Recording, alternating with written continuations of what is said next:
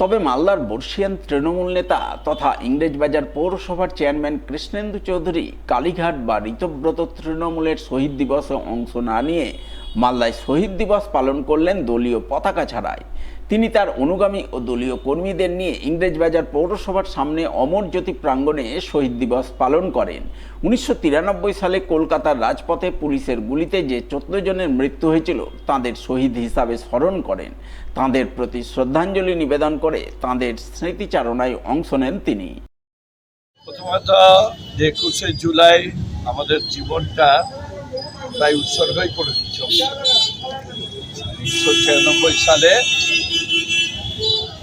No identity card no ভোটের থাকে মমতাদি 8টা পয়েন্টে দেখেছি। আমরা সবাই উপস্থিত ছিলাম, সেখানে গুলিগোলা চললো, আমরা কোনো মতে বেঁচে গেছি। বাদলদা আমাদের এমএলএ ছিল, তার পাশ দিয়ে গুলি, তো সেই গুলিতে প্রায় 13 জন আমরা মৃত্যু হয়েছিল, আহত হয়েছিল অনেক। তারপরে মমতাদি ঘোষণা করেছিলেন যতদিন তিনি বেঁচে থাকবেন 21শে জুলাই থাকবেন। কিন্তু এবছর দলের পরাজয় হওয়ার পর একদম দলটাই ভেঙে টুকরা টুকরা হয়ে গেছে। এমপিরা একদিকে, এমএলএরা একদিকে, মানে ছিন্ন ভিন্ন হয়ে গেছে। সিনিয়র লিডাররা একদিকে, সব। আর ওখানে গিয়ে কোন দলে যাব?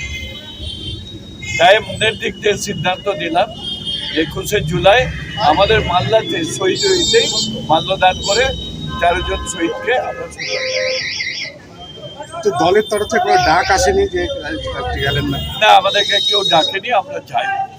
জেলা থেকে জেলায় যে যারা মালদা জেলায় কটা গ্রুপ তাহলে এখন? মালদা জেলায় গ্রুপ করে আমি কি করে বলবো? সবাই একটা করে গ্রুপ হয়ে গেছে। এমএলএ বলছে একটা গ্রুপ, এমপি একটা গ্রুপ বলছে, পার্টির লিডার ও একটা গ্রুপ বলছে, সবাই বলছে। তাহলে ভবিষ্যৎ কি, তৃণমূলের ভবিষ্যৎ কি মনে করছেন? আগে ইলেকশন কমিশনার ডিক্লেয়ার করুক যে কে পার্টি কন্ট্রোল নেবে, তারপর দেখা যাবে।